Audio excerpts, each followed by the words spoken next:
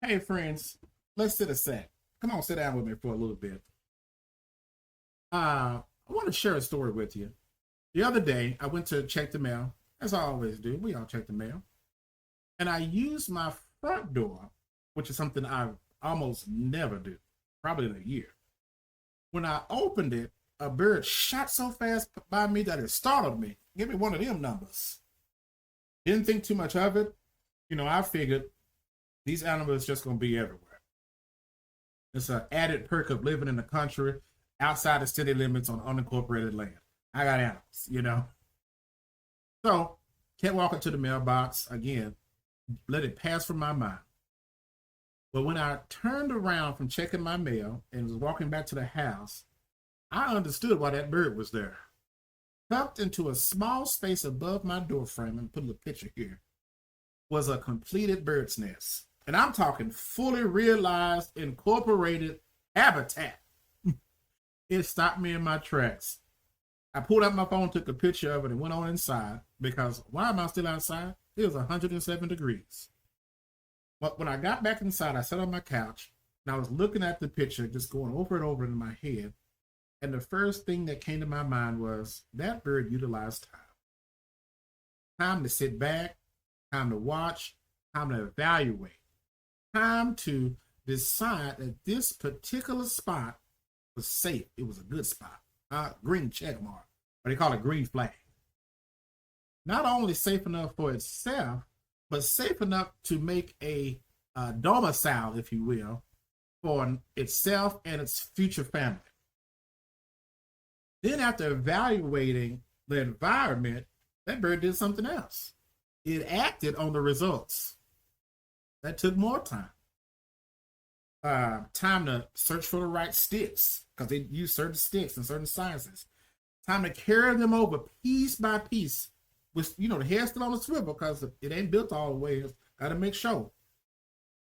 Time to place them correctly in the right place. Put the dirt, pack it down, throw a little water on it, shape it until it's a structure that could hold something.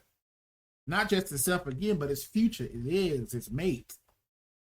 And thanks to my need to research everything that comes to my mind, I went down a rabbit hole of YouTube and different books at the library about nest building for no reason. And I now know that is not a quick nor careless process. That bird put in some work. And it could do all of that with total confidence because, as far as it could tell, nothing was ever coming through that doorway to disturb it ever again. The sad part is, and the part I'm wrestling with real bad, is I'm going to have to take that nest down.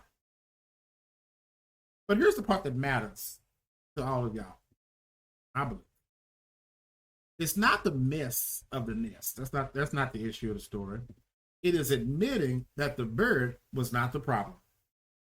Come to think of it, real quick, aside, I was given a warning about that. I got an Amazon package a couple days before that, and it was poop on the ground. I didn't think nothing of it. I just grabbed the package and went back through the garage. It's a long alcove to my front door that I just never use. I go through the garage. I didn't even look up. Didn't think about that incident the inch just right now. And even when that bird flew by, as I said before, when I opened that door, my brain still didn't connect to look around and say, what is going on? I just threw it out of my mind and kept on with my routine. It was when I became face to face with the nest, that's when I started realizing I have unused space that somebody done took over. At the end of the day, it was me who stopped using that front door because I made a routine that worked. I came and went through the garage. I knew my packages were going to be at the end of my alcove because they're never going to walk all the way to the front door. They just never do. I knew how I entered my home, how I exited my home, how I cared for my home. My routine worked so well that I really forgot that whole alcove existed. That part of my home still required my attention, but it wasn't getting it. It wasn't because I was lazy, not because I was overworked. I am, but it wasn't because of that. It's not because I made some intentional, reasonable decision to abandon using that door. It was simply because it's easier to leave my office and my room on my side of the house and go through the garage. So I could stop considering the other places existed. When I get the kid ready, we go through my side of the house to the garage. But that open, unintended space eventually was claimed by something. And in your life, in our lives, when we leave spaces that are supposed to be ours unattended, something is going to get that spot. For me, it was a bird. For you, it could be a workaround, a habit, an assumption, a person filling a seat you walked away from. You know, there's an old saying in the church house where I grew up, still today because it's true. If we go silent, the rocks themselves will crowd in our place. In my post-40s, I think about that a lot differently, right? You know, I don't want anything else utilizing spaces and opportunities that were meant for me. I do not want to leave skills on the table unused because I became comfortable relying on the skills that I use and the ones that come naturally to me. I don't want my relationships to go unattended because I just assume they'll always be fine because they always have been. I don't want someone else to feel silence that was mine to feel. And I don't want to resent whatever grows in that space after my consistent and conscious absence that communicated to whatever filled that space that it was available for its use. That bird was not trying to take something from me. It didn't know I existed. It wasn't worried about me. Or as my mama say, it wasn't studying me. It evaluated the environment. It saw an opening. It found psychological safety in the consistency of my absence. So every time it returned, the conditions were the same. It said, you know what? No movement, no interruption, no indication that anything was coming to take that space from it. So it started building a life. That is the part I'm sitting with my friends. And let's talk about it. Where have we, I won't say you, because I know it's not just you, it's me too. Where have we left a vacancy? A board seat that technically is occupied, but nobody is truly sitting in it.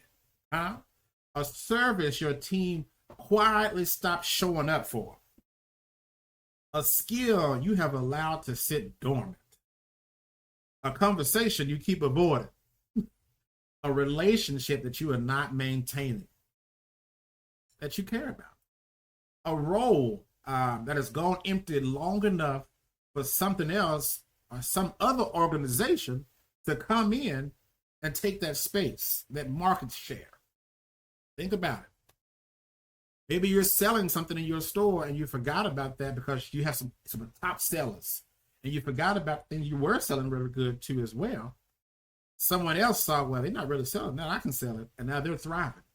But it was yours. It was your market share. Vacancies, my friend, are not meant to remain empty for long. Something at some time will eventually fill that space. So, if this is truly your space, if it's truly your responsibility, your gift, your relationship, your opportunity, it may be time, and I'm going to say it is time, to occupy it again. I want you to take some time this week and think about all the spaces that are truly yours. Are you occupying them correctly? Even if you're not, make a plan today to start occupying. Maybe open the door from time to time for the birds to know, I'm here. Until next time, we'll sit again soon. I'll talk to you, my friends. Bye-bye now.